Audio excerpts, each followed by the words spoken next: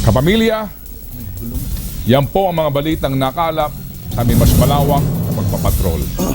Ihinto po ng ABS-CBN, DZMM, MOR at lahat po ng TV at radio stations nito sa buong Pilipinas ang pag-broadcast pagkatapos po ng aming programa. Ito po ay alinsunod sa kautusan nga ng pagpapatigil po ng operasyon mula sa NTC o National Telecommunications Commission. Kinakailangan po lamang namin ng istasyon ng sapat na panahon upang maisaayos po ang pag-shutdown sa aming mga kagamitan. At maabisuhan din po ang aming mga tagapanood at mga tagapakinig.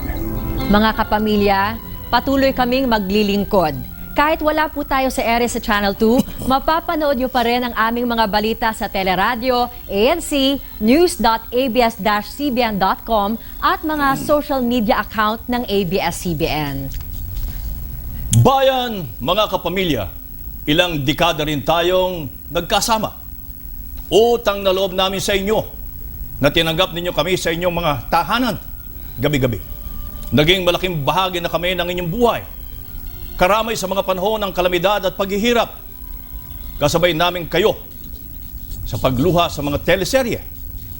Magkasama nating pinagbunyi ang tagumpay ng ating mga bayani, mga ordinaryong tao na nakagawa ng imposible.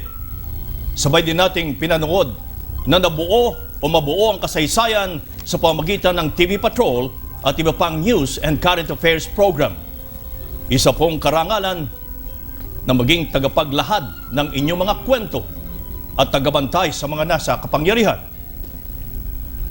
Karangalan po namin na maglingkod sa inyo, kabayan.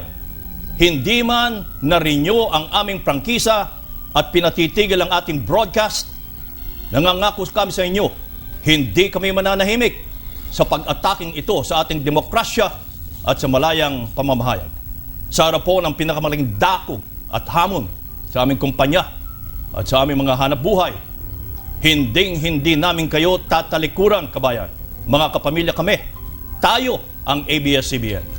In the service of the Filipino, saan man sila naroroon sa buong mundo.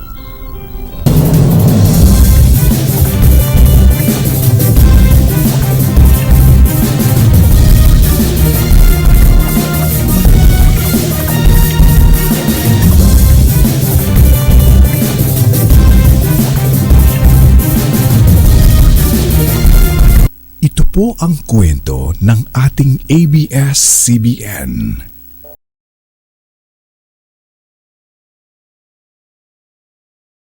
Sa kinabukasan ng bawat kapamilya.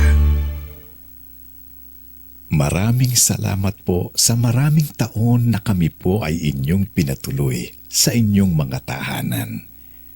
Maraming salamat po sa maraming taon na ating pinagsamahan.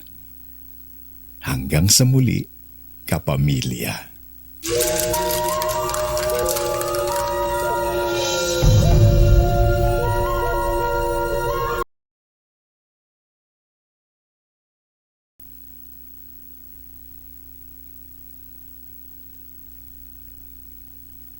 This is ABS-CBN Corporation Channel 2, a commercial television station transmitting on a 346.2 kilowatt effective radiated power with permit number BSD-0121-2018 MOD, authorizing this station to operate until December 31, 2020. ABS-CBN Channel 2 transmitter is located at ABS-CBN Broadcast Center, Sergeant Esguerra Avenue, Diliman, Quezon City. The operations of ABS-CBN Channel 2 are supervised by electronics and communication engineers duly licensed by the Professional Regulation Commission.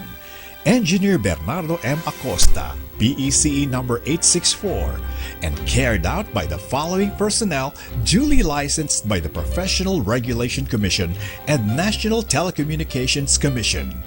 Engineer Jose Rizalde M. Umipig, PECE number 749.